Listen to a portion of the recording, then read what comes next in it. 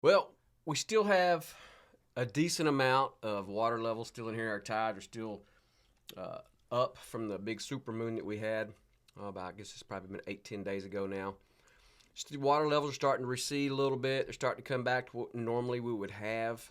But so while our levels were still up, we made a run down here last week, down here to Cedar Lake and Twin Lake area. Long run from the St. Charles area, but I like to take advantage of that area back down in here because it's really this little lake back in here is really good. We have an opportunity to find some good quality fish back in there, and of course back here in Twin, this area back in here, and these that's why it's they're pretty predictable, pretty easy to fish for the most part. And then of course you got all the mangroves and the back lake areas that are all back in this area here. You can just wade all that kind of stuff pretty easy.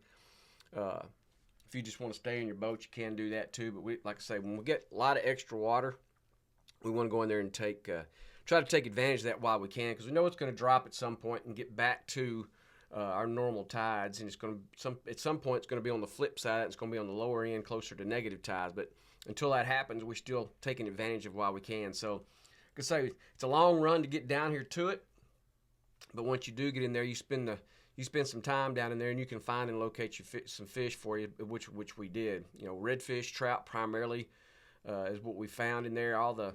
All our redfish primarily were in that 18 to 24 slot range. Trout were 14 to 19s that we found that were in there. So good numbers we caught in there, and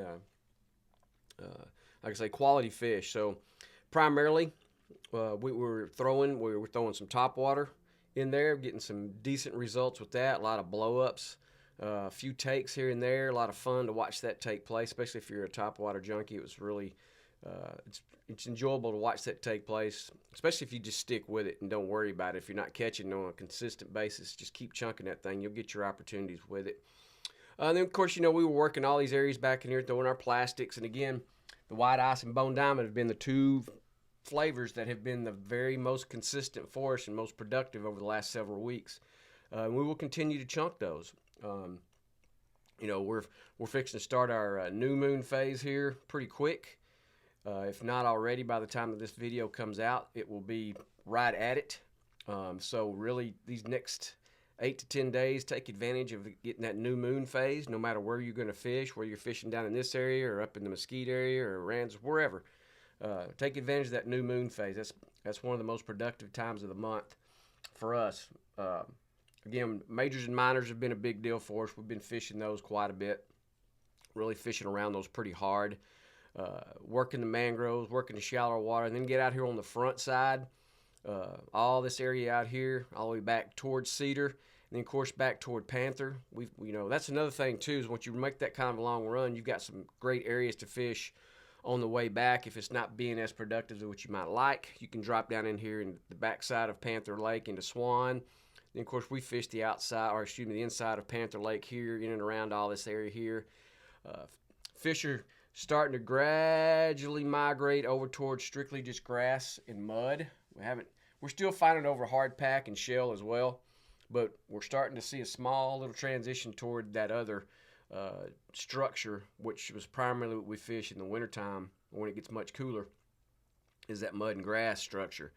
Like I say, we fished the outside, the point, and caught a few fish that were out here on that, but most of our fish came off the grass, mud, little scattered shell, up and down this shoreline, all the way back up toward Ayers Point. So we'd fish these little back lake mouths, just kind of drop in those, taking advantage of the higher water levels, or higher than normal levels that we've had. So still getting a nice little break from that, and just working these areas in here, just kind of working our way back, getting back in here in Cottonwood and this big back lake that's back in here. They threw a lot of top water back in that and had pretty good success, primarily with redfish in these areas, but a few trout as well sprinkled in there. But we had some really good days, a couple of days anyway, fishing all this area back down in here. If you do put in, whether you're putting in at Charlie's Bait Camp or Seadrift or St. Charles, it's going to be a long haul to get down in there too, but it can be very productive if you want to spend the day down there and fish these types of areas. But again, low winds. Wind has not been an issue at all. It may kick just a little bit in the afternoon, but it's been pretty calm in the mornings. So it's been nice just to make those long runs on days like that, so you're not getting beat up.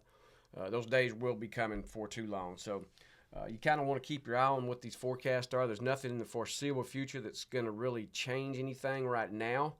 But once our first decent cold front starts rolling here, they'll just kind of line up one after the other and start kind of rolling in here for us. So take your time, work these areas, be patient with it. You'll find and catch you some good fish back in these areas. Spending time back here behind Mud Island. Oh, this is one of my, I like to fish this area here, especially when we got some fronts that are going to be pushing in on us here. Not for, probably not too terribly long away, but again, taking advantage of the higher waters that's more than what normally we've had. All this area back in here, you've got the drop. We fish this thing all the way down here toward Blind Pass, just down from the Bass Place. These back lakes that are all back in here, you can access those. Of course, we're wading them.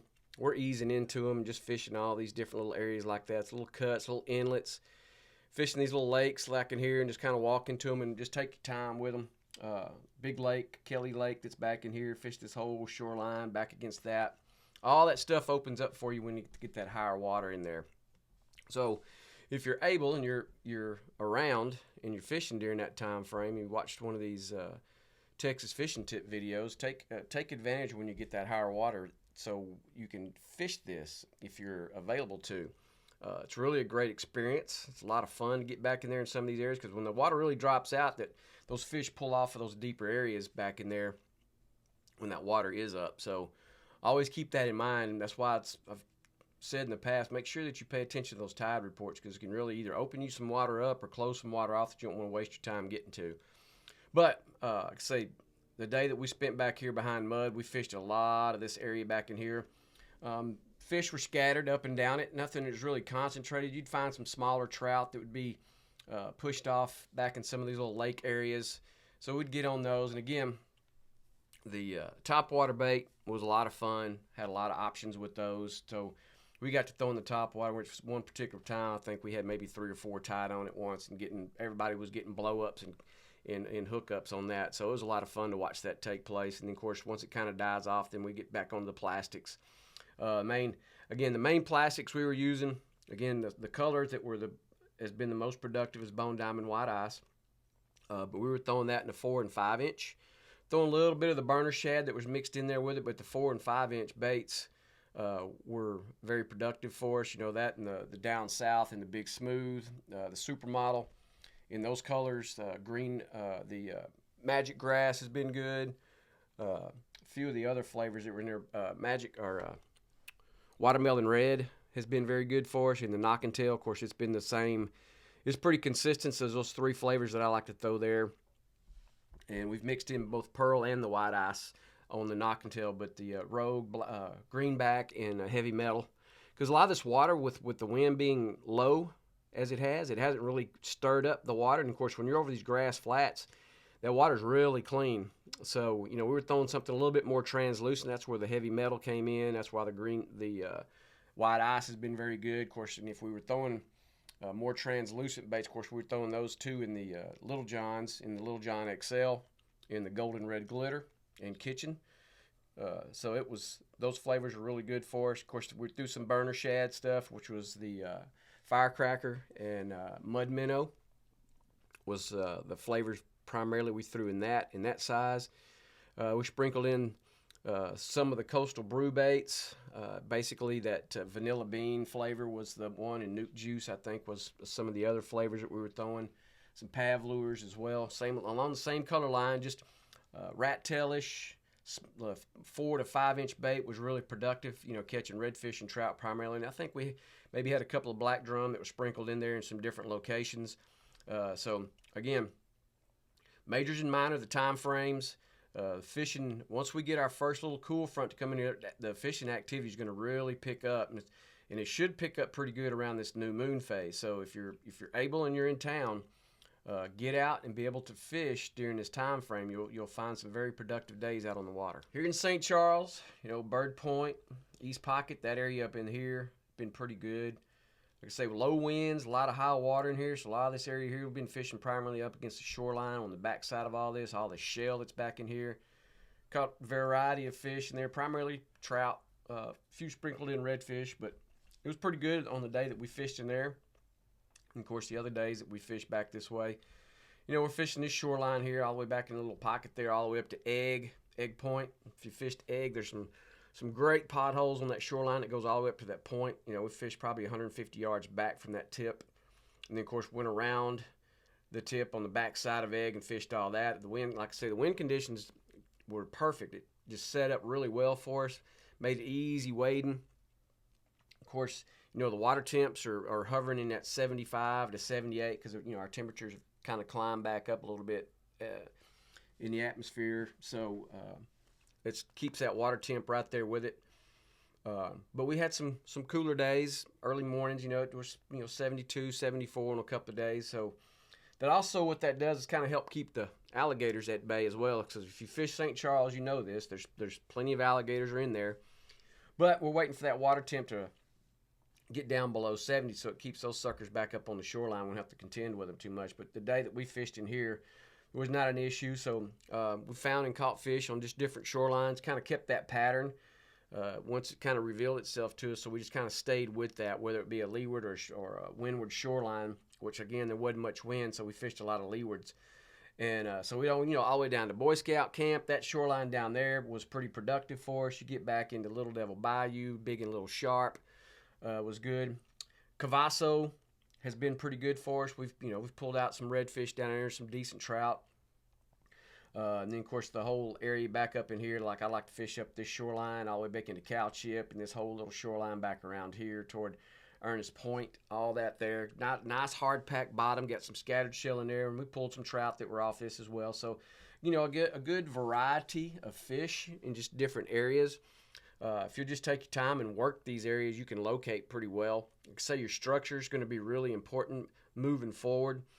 Like I say, it's still over some hard packed grass and shale, but like I say, we are gradually starting to trend toward the mud, grass, and clump shale, and that's your primarily stuff that you're going to be over in the wintertime.